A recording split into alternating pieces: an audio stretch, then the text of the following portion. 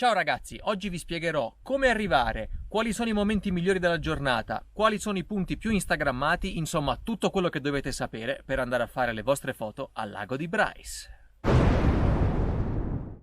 Il lago di Bryce si trova in Trentino Alto Adige e in qualsiasi modo voi arriviate, aereo, autobus o treno, dovrete raggiungere la stazioncina di Monguelfo. Da lì partirà una navetta, un autobus che vi condurrà direttamente sulle sponde del lago di Bryce. Comodo, no?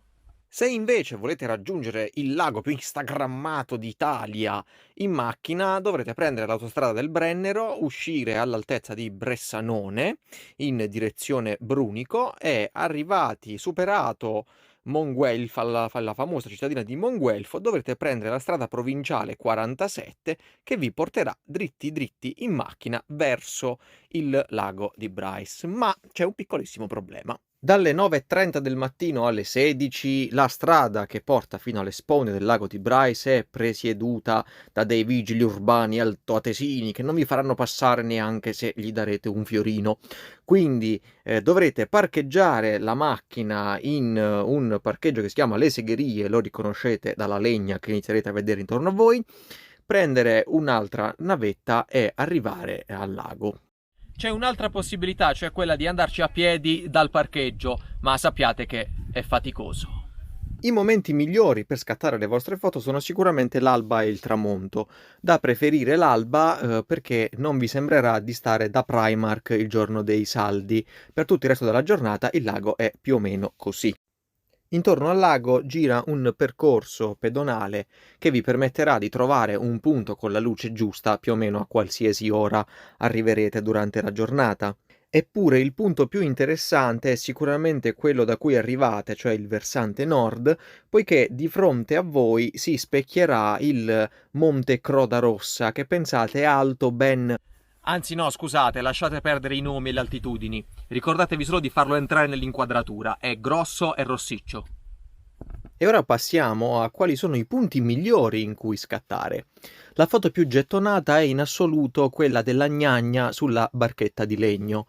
Per farla avrete bisogno di 30 euro per affittare la barca, qualcuno che remi e scatti al posto vostro, ma soprattutto della camicia a quadrettoni.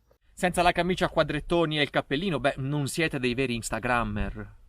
In alternativa al cappellino si può anche fare la foto con il cucciolone. Purtroppo non c'è ancora un servizio che li affitta sul posto, ma sono sicuro che ci sarà a breve. In ogni caso la camicia a quadri è fondamentale. Altra foto iconica è quella della passerella sul lago. Per fare questa foto dovrete pagare 150 euro perché questa passerella si può affittare per un'ora e mezza, precisamente dalle 7:30 del mattino alle 9. Il prezzo della notorietà. Subito dopo le barchette di legno, precisamente qui, c'è una pedana di cemento che vi offre un ottimo punto in cui scattare e poco al di sopra c'è anche una panchina di legno su cui potrete fare la foto in cui guardate l'orizzonte seduti e pensate alle vostre vite. Abbastanza sottovalutato invece è questo punto qui, in cui secondo me c'è un'ottima condizione di luce e soprattutto vi farà quasi sembrare di essere da soli al lago di Bryce. Io per l'occasione ho indossato un tacco 12 solo per voi. Sbizzarritevi con le foto in cui guardate l'orizzonte pensando alla complessità dell'universo.